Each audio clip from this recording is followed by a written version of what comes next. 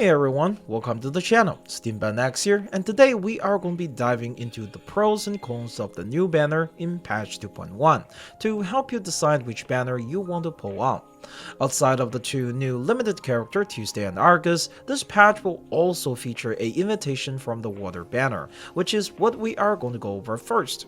Unlike the infamous scam banner, you know, the one where you could end up pulling 6 copies of Marcus while desperately trying to get to Villa, this banner is actually worth considering.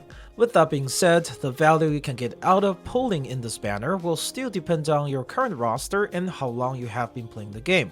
For those who's not reading all that, here is a quick overview of how it works. The banner includes 2 golden threads and it will take at maximum 40 pulls to get one of the threads. Each thread have a different set of 6-star characters, and once you get the thread, you can select a 6-star character to obtain out of that set. For newer players, especially those in the first or second patch, this banner is practically a must pull. It's one of the easiest way to fill the gap in your roster, particularly if you're missing a solid healer. In thread 1, you've got Tooth Fairy, while thread 2 has Sotheby and Medicine Puck. If you are struggling to fill at least 2 6-star healer for smoother limbo runs, pulling here could be a game changer for you. Between Sotheby and Medicine Puck, I'd actually recommend Sotheby for 2 big reasons. First, she's a fantastic teammate for Tuesday, and poison teams are an excellent option for newer player with limited DPS options right now.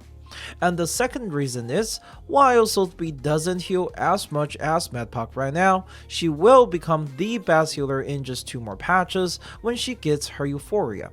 And it's not like she can't heal right now anyway. Now, if you're looking for a DPS, this banner is less appealing, but there are still some decent options. In thread 2, Spathodia and Millennia offer strong single target damage with good rotations. Though I've got to admit, they lack strong AoE capabilities, which are becoming increasingly important. But if you really need a DPS, they are still somewhat worth considering. Lydia is another solid choice. She's not really good right now, but again, in 2 more patches, she will get her Euphoria upgrade where she spiked to tier 1, placing her only below the true limited units. Now, if you need neither a DPS nor a healer, then I don't think this banner would be that worth it for you. With that being said, Miss New Babel from thread 1 and 6 from thread 2 are still good options for those who has spare pulls. After her Euphoria upgrade, Babel became an incredible preservation unit blessed by Cleopas himself, making tougher content much more manageable to play. Meanwhile, 6 still remains a versatile support to today. Even though he's no longer matched in terms of boosting damage compared to other supports, him offering valuable debuff cleansing will only grow in importance for future patches. Now let's address the yarning of the water banner, aka the scam banner. This one features Villa and Marcus, and honestly there is no scenario where I'd recommend pulling on it. Think about it, if you already have Marcus and want a Villa, you could just end up pulling another Marcus. And let's face it, Marcus portraits ain't exactly amazing.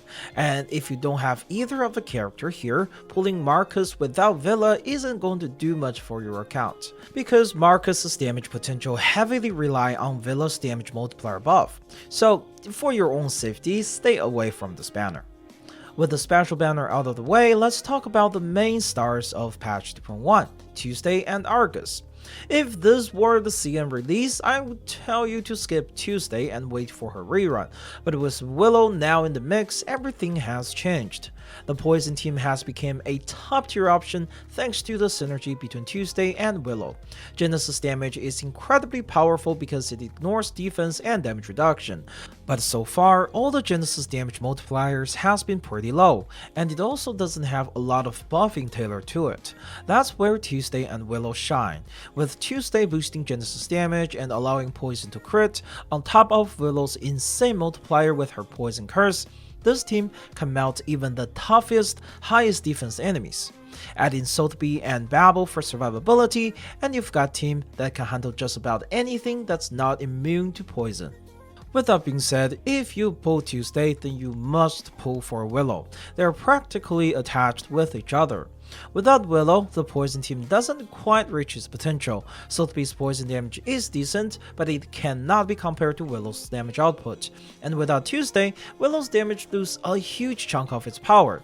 Keep in mind that Willow dropped in patch 2.3 and Tuesday won't enter the standard pool until 2.4. And if her rerun banner ends up being a double banner, it might be a long time before you can fully assemble your poison team again. Now enough about Tuesday, let's also look at Argus. She's an amazing, easy to use support. Her kit is simple. Maintain her single target debuff on an enemy, and after them taking a few hits, they'll start taking 45% more damage and 45% increased critical damage. You only need to refresh the debuff every other turn, and you can also refresh it with her ultimate. Her free follow-up attack with Frank is fantastic for Team running Mercuria, as they help Mercuria generate cosmic energy. It also can grant herself free Moxie if the condition is met. And despite all that's making Argus a fantastic universal support, I really don't think she's worth skipping the Poison Team for right now, since Poison Team is currently the only good option for Genesis. Now, there is one thing that is worth skipping the Poison Team for, that is Andronala, the third true limited unit of Reverse 1999 who is coming in next patch. For those who's new to Reverse 1999, the game introduced a true limited unit every 3 patches. While most characters enter the standard pool eventually, which means you can lose 50-50 to them after 3 patches, true limited units won't enter the standard pool. They also won't get reruns for at least a year, so if you miss them, you're not going to get another goal in a long time. Andronala is a powerhouse who fits into a wide range of teams. Outside of having an insane amount of damage, she also has a lot of AoE control effect. When paired with intellect or spirit character, she will also fully activate Mercuria's passive, raising her damage output to sky high. If you don't have at least 10 pulls saved right now, I'd strongly recommend skipping this patch entirely to prepare for her. On average, you will get around 70 to 80 pulls in regular patches, like patch 2.1, and then around 90 to 100 pulls in a true limited patch like patch 2.2. This will allow you to try your luck with 200 pulls, or at least secure one copy if she came home early. In my opinion, missing out on a true limited unit can leave a pretty noticeable gap in your account. Not only are they powerful, I think they also offers pretty good collection value. And that's a wrap for the should you pull video I promised for patch 2.1. Whether you are pulling Tuesday for the future Poison Team, picking up Argus for her easy to use debuff, or holding out for the insanely broken Andronala, I hope this guide helped you make the best choice for your account. What are your personal plans for this patch? Which of the banner are you going to pull on? Let me know in the comment down below. I'd love to hear your thought as well. And don't forget to join my Discord server for totally normal discussion about games to play and also, of course, monthly giveaways. Thank you all so much for watching all the way to the end, and as always, this has been SteamBandX. Good luck with your pulls, and I'll see you in the next video.